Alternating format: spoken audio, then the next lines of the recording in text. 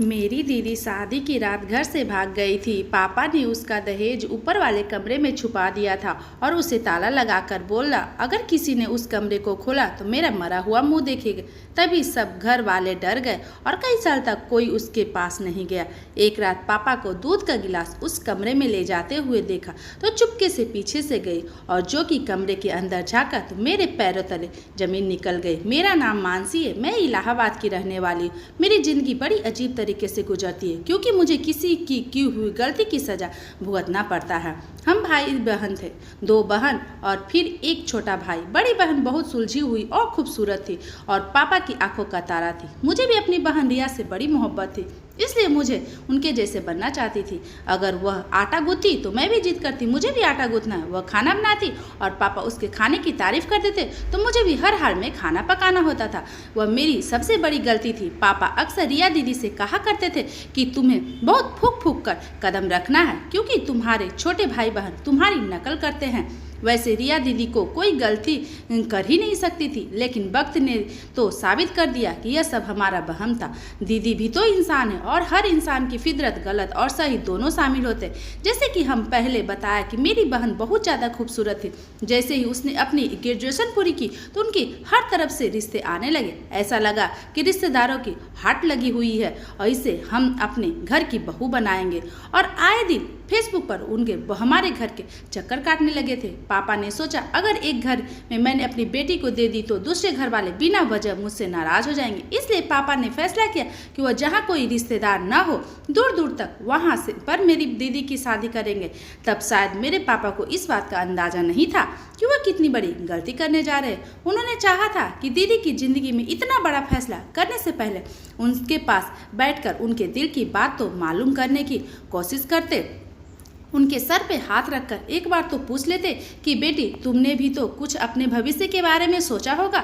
मुझे बताओ, अगर दिल में कुछ बात है तो मुझे शर्म आती है तो तुम अपनी मम्मी को भी ये राज बता दो। मगर पापा ने इस मामले में घर के किसी भी सदस्य की मर्जी जानने की एक रत्ती भी नहीं कोशिश की थी। उन्होंने बाहर से ही किसी से बातचीत करके दीदी का रिश्ता तय कर दिया था और बात मर्दों के बीच में शादी का रिश्ता पक्का हुआ था। एक दिन पापा ने मम्मी से आकर कहा कि मैं रिया का रिश्ता पक्का कर दिया।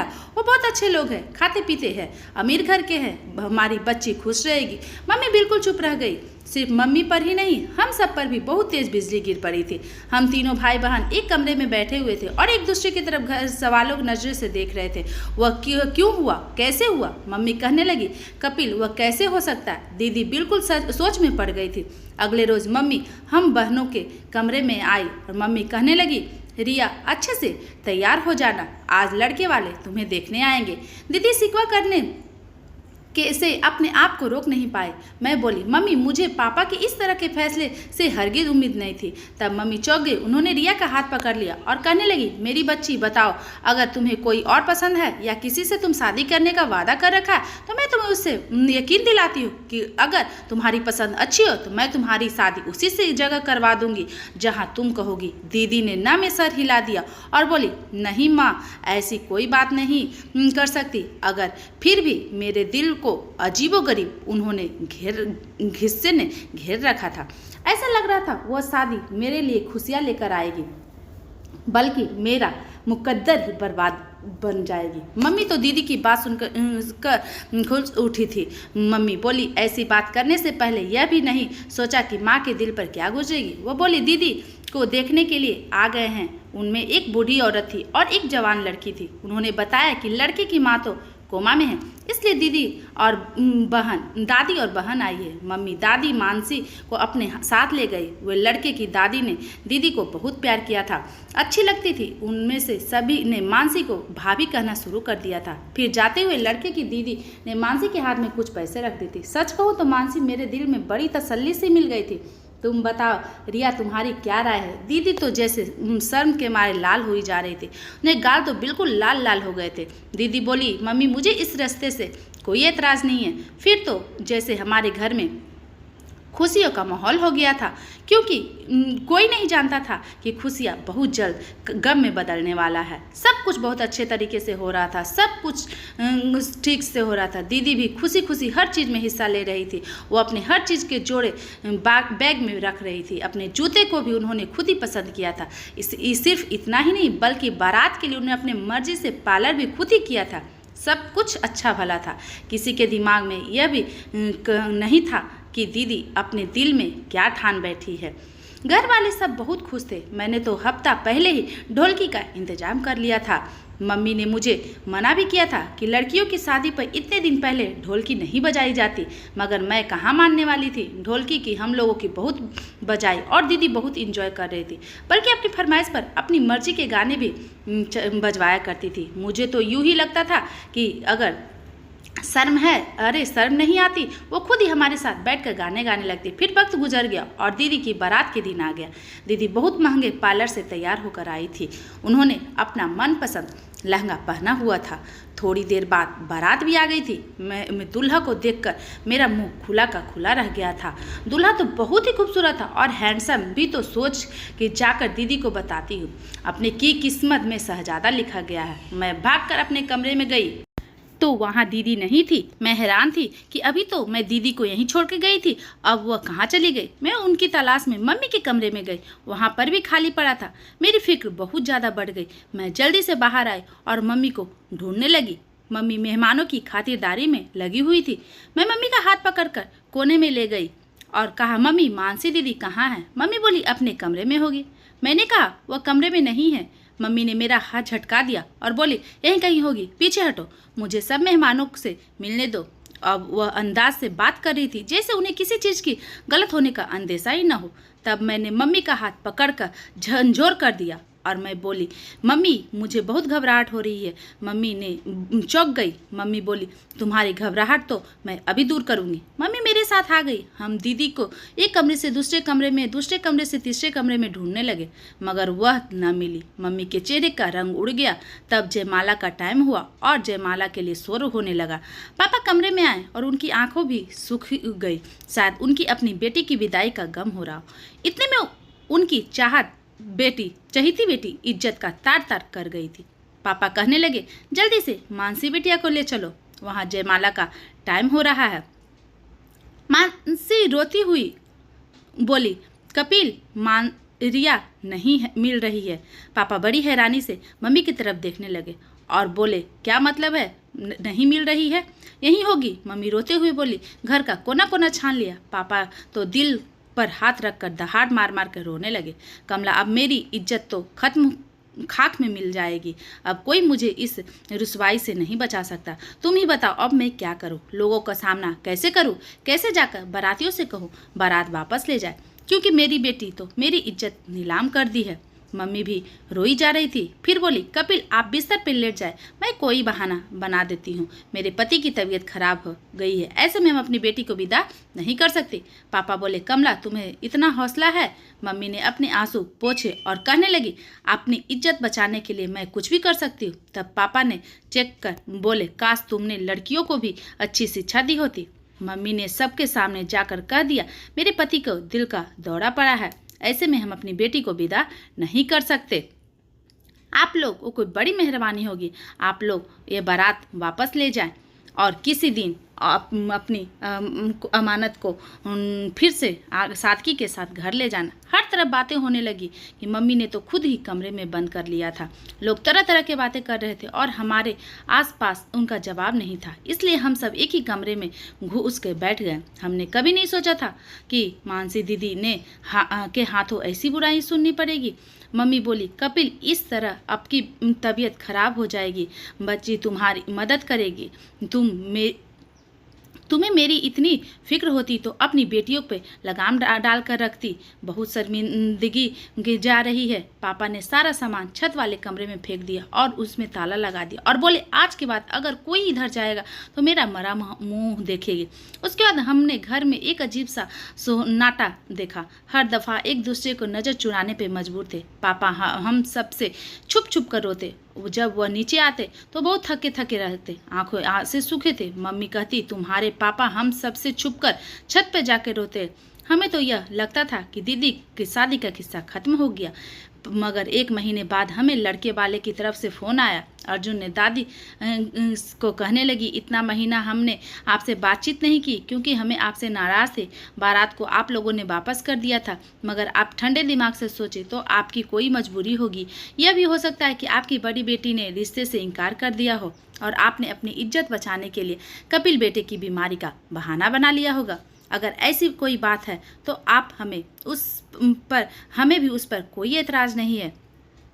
अगर आप अच्छा समझे तो आप कपिल बेटे से राय मशवरा करके आप अपनी छोटी बेटी का रिश्ता दे सकते हैं, क्योंकि हमने बहुत घरों में रिश्ता ढूंढ कर देखा, आपके बच्चे जैसी वह बात नहीं थी और हमें हर जगह मिलावटी ही मिली। आपका घर आना हमें अच्छा लगा, इसलिए हम चाहते हैं कि किसी न किसी तरह हमारे रिश्तेदार आप ही हो जाए। मम्मी कहने लगी, ठीक है, मैं कपिल से राय मशवरा करके आपको बताऊंगी। मम्मी ने अपना फ़ोन बंद कर दिया और मुझसे बोल दिया कि तुम कहो तो ये रिश्ता मंजूर है। मैंने अपने कंधे उचक लिए और कहा कि दीदी के जाने के बाद पापा ने जिस तरह से मेरा जीना हराम कर रखा है, मुझे नफरत निगाहों से देखते हैं। मैं चाहती हूँ कि दिन से रात न हो और मैं यहाँ से चली जाऊँ और दोबारा यहाँ वापस लौट कर ना आऊँ। मम्मी मेरे गालों पर अपना हाथ डालकर रोने लगी, बोली, बेटी, हमारे नसीब ऐसे ही किसी की सज़ा हमें मिलती है। तुम्हारी माँ के साथ भी ऐसा हुआ था और तुम्हारे साथ भी ऐसा ही हो रहा है। मैं चाहती हूँ कि तुम्हारी तकदीर बदल जाए, मगर मैं क्या करूँ, मैं तो खुद मजबूर हूँ। हमारे हाथ बंधे हुए। मम्मी इस कदर टूटी हुई थी कि मुझे भी हिम्मत बनाना पड़ता था। मम्मी ने बोली, मम्मी आप नाराज़ मत होइए, सब भगवान अच्छा करेंगे। मैं उठकर अपने कमरे में चली गई क्योंकि पापा के घर वापस आने का वक्त हो गया था। आज मेरा दिल अजीब सा धड़क रहा था क्योंकि आज मेरी किस्मत का फैसला हुआ था।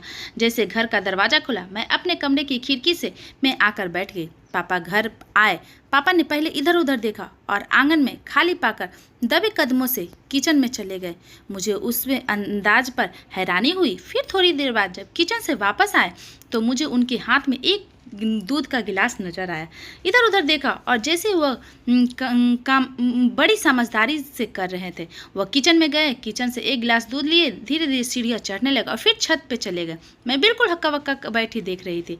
यह सब जो भी मेरी नज़रों ने देखा, यह सब क्या था? वह बिल्कुल आम सी बात थी, मगर पापा के खुफिया अंदाज से उसे खास बना दिया था। मुझे फिर उस बात की कोई फिक्र नहीं हुई। मम्मी पापा के आने के बाद कमरे से बाहर क्यों नहीं निकली, क्योंकि अब तक तो जब काम से पापा वापस आते थे तो मम्मी सब कुछ छोड़ छाड़ कर पापा के पास आ जाया करती थी। उनके खाने को पूछती थी, फिर ताज़ा रोटियां बना देती थी।